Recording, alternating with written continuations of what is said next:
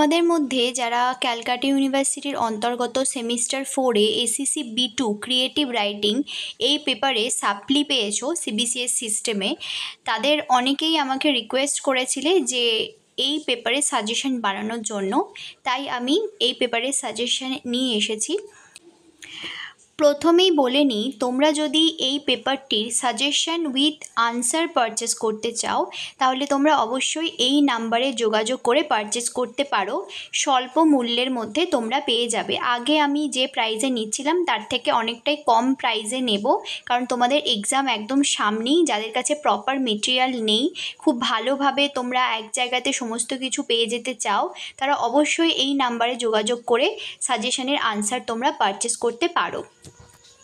তোমাদের প্রথমে creative writing থেকে 15 মার্কসের কোশ্চেন থাকে। তো 15 মার্কসের জন্য এই ক্রিয়েটিভ রাইটিং থেকে কি কি ইম্পর্টেন্ট দেখে নাও।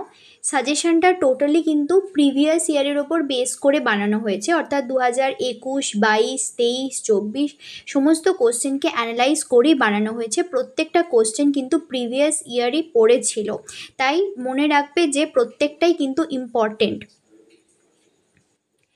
কোশ্চেন কিন্তু অর দিয়েও লেখা রয়েছে। ফার্স্ট আমি কোশ্চেন একদমই পড়ে পড়ে বলছি না, তোমরা স্ক্রিনশট করে নাও।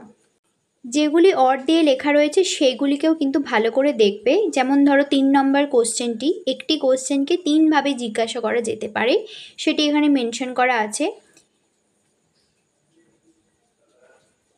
তোমরা স্ক্রিনশট করতে থাকো।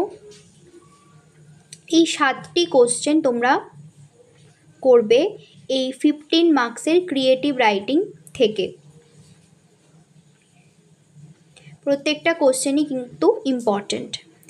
এরপরে তোমাদের পাবলিশিং ওয়ার্ক বলে যে চ্যাপ্টারটা রয়েছে, সেইখান থেকে তোমাদের কি কি কোশ্চেন ইম্পর্ট্যান্ট দেখো। সেখান থেকেও কিন্তু তোমাদের 15 মার্কসেরই কোশ্চেন আসে।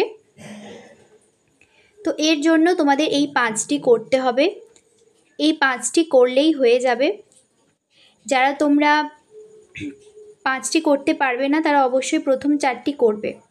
প্রথম 4টি কিন্তু ইম্পর্টেন্ট এবং প্রিভিয়াস ইয়ারে এসেছিল। এরপরে তোমাদের 10 মার্কসের কোশ্চেন পড়ে এবং সেটিও তোমাদের ক্রিয়েটিভ রাইটিং থেকেই পড়ে।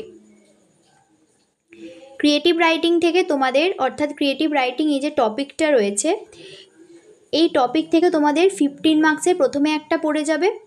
2টি অপশান দেওয়া থাকবে, যে কোনো একটি করতে হবে।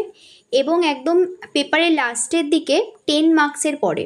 তো 10 মার্কসের জন্য কি কি পড়ে, কি কি তোমাদের ইম্পর্টেন্ট সেটি তোমরা দেখে নাও।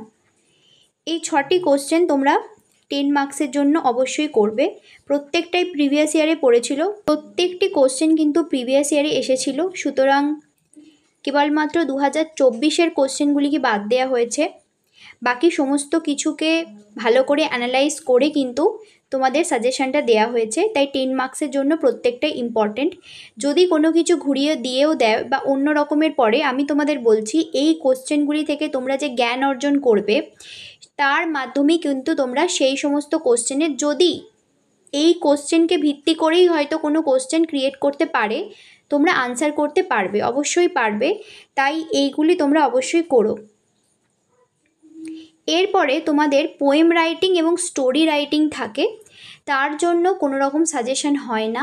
পোয়েম রাইটিংয়ের জন্য তোমাদের টপিক দিয়ে দেওয়া হয় এবং সেই টপিকের ওপর ভিত্তি করে তোমাদের নিজে থেকে পোয়েম লিখতে হয়, এবং স্টোরি রাইটিংয়ের ক্ষেত্রেও তাই। তোমরা যারা সাজেশনের আনসার পারচেস করবে তাদেরকে আমি স্টোরি রাইটিং এবং পোয়েম রাইটিংয়ের জন্য যে কন্টেন্ট সেটা দিয়ে দেব। সেখান থেকে তোমরা দেখে যাবে যে কিভাবে লিখতে হয়, কি করে করতে হয়। এবং যারা পোয়েম রাইটিং বা স্টোরি রাইটিং খুব একটা ভালো পারো না, তারা কমপ্লিটলি এই কোশ্চেনগুলির ওপর জোর দাও, তাহলে মোটামুটি তোমরা পাস করে যেতে পারবে। আশা করি তোমাদের হেল্প হলো। যারা এর আনসার পারচেস করতে চাও এবং স্টোরি রাইটিং, পোয়েম রাইটিং সমস্ত কিছু কন্টেন্ট পেতে চাও, তারা অবশ্যই এই নাম্বারে যোগাযোগ করে তোমরা পারচেস করতে পারো। স্বল্প মূল্যের মধ্যে আমি দিয়ে দেব, যেহেতু তোমাদের খুব কাছেই এক্সাম।